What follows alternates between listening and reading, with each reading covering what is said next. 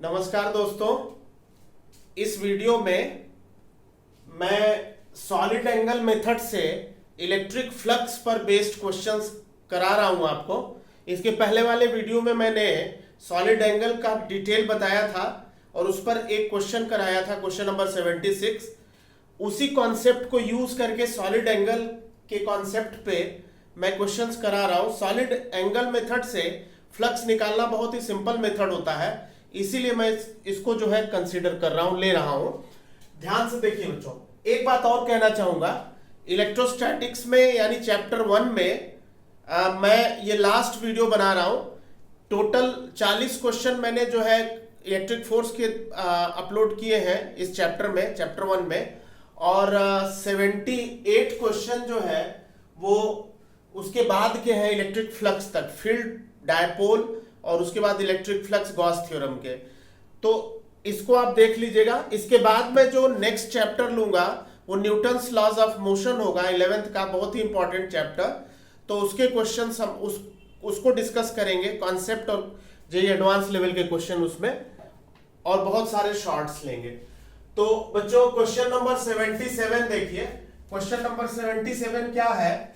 A point charge is placed on top of a cone of semi-vertex angle theta at distance small l from the center of its base of radius capital R. The electric flux through the base is. ये चार options दिए हुए हैं। ये same question मैं पहले करा चुका हूं इलेक्ट्रिक फ्लक्स में, लेकिन काफी लंबा मेथड हो गया था उसमें इंटीग्रेशन मेथड से। तो इसको मैं बहुत सिंपल मेथड से आपको सॉलिड एंगल मेथड से बता रहा हूं। ध्यान से देखिए बेटा, ये एक कोन बन जा रहा है, इसके वर्टेक्स पे चार्ज है, कोन का रेडियस कैपिटल आर है और कोन का सॉलिड एंगल ओमेगा है। ये डिस्टेंस एल दे रखा है, ये हाफ एंगल थीटा है। मैंने सॉलिड एंगल और हाफ एंगल के बीच रिलेशन लास्ट क्लास में बताया था 2 पाई 1 माइनस कॉस थीटा। तो अब इसी कॉन्सेप्ट को यूज करेंगे। बच्चों आप ध्यान से देखिए, अगर हम इलेक्ट्रिक फ्लक्स थ्रू 4 पाई सॉलिड एंगल, यानी कि अगर एक स्फेरिकल सरफेस है, इसका सॉलिड एंगल 4 पाई है, इसका अगर सॉलिड एंगल हम लेंगे, लास्ट वीडियो में मैंने निकाला था तो सॉलिड एंगल 4 पाई आया था। तो अगर चार्ज इसके सेंटर पे है तो इस स्फेरिकल सरफेस यानी 4 पाई सॉलिड एंगल के थ्रू जो फ्लक्स होगा वो Q बाई एप्सिलॉन नॉट होगा। चार्ज यहां पे है तो इस स्फेरिकल सरफेस का फ्लक्स गॉस थ्योरम से Q बाई एप्सिलॉन नॉट होगा, यानी 4 पाई सॉलिड एंगल के लिए Q बाई एप्सिलॉन नॉट होगा। तो अब आपको निकालना है flux per unit solid angle, यानी कि यूनिट सॉलिड एंगल में कितना फ्लक्स पास होगा। तो Q by epsilon not by 4 पाई हो गया। 4 पाई में इतना है तो पर यूनिट सॉलिड एंगल में कितना है, ये हो गया, यानी Q by 4 pi epsilon naught. अब flux through solid angle omega, इस सॉलिड एंगल ओमेगा से कितना फ्लक्स पास हो रहा है, तो ये हो जाएगा Q by 4 pi epsilon naught, यानी flux per unit solid angle multiplied by solid angle. और सॉलिड एंगल हो जाता है 2 पाई 1 माइनस कॉस थीटा। ये रिलेशन मैं लास्ट वीडियो में बता चुका हूं आपको। इसको सॉल्व करेंगे तो ये 2 पाई और 4 पाई कैंसिल होकर 2 हो जाएगा, Q बाई 2 एप्सिलॉन नॉट।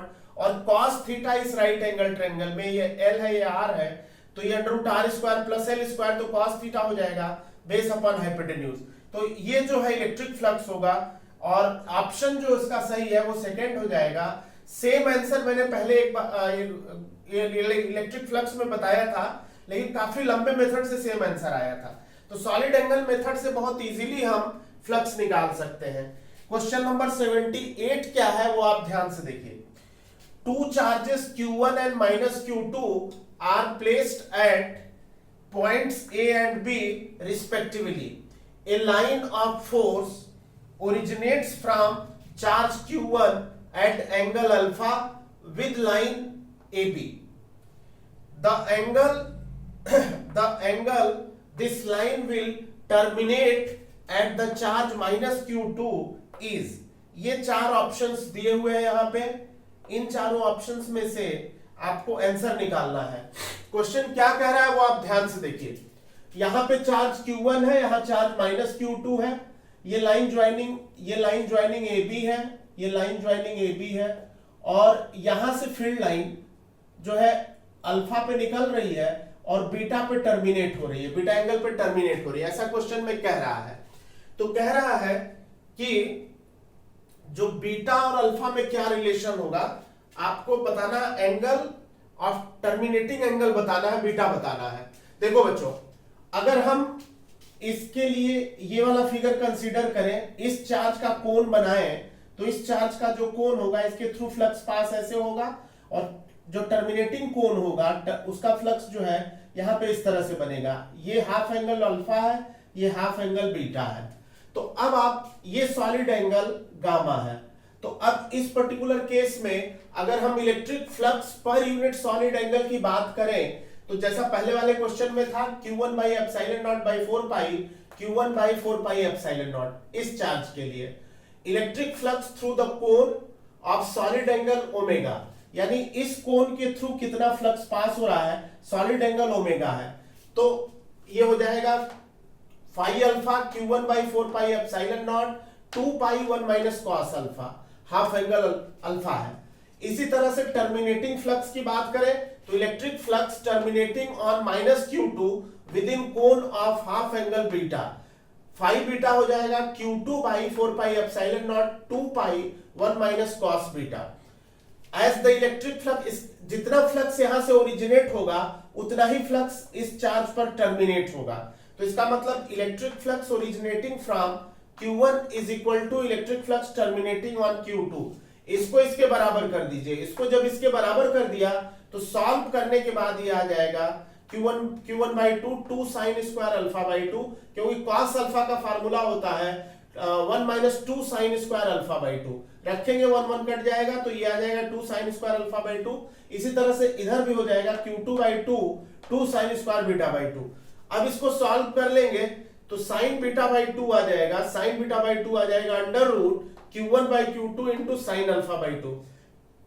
तो बीटा अगर निकाले यहां से तो बीटा हो जाएगा 2 sine inverse under bracket under root Q1 by Q2 sine alpha by 2, यानी आंसर जो होगा वो फर्स्ट होगा। यहां पे आप ध्यान से देखिए, आंसर जो है फर्स्ट ऑप्शन हो जाएगा। ये लास्ट वीडियो था इस चैप्टर का, इलेक्ट्रोस्टैटिक्स के चैप्टर 1 का। अब हम न्यूटन्स लॉ ऑफ मोशन के को स्टार्ट करेंगे, उसमें कॉन्सेप्ट और क्वेश्चंस डिस्कस करेंगे जेईई एडवांस लेवल पे। ठीक है बच्चों, थैंक यू।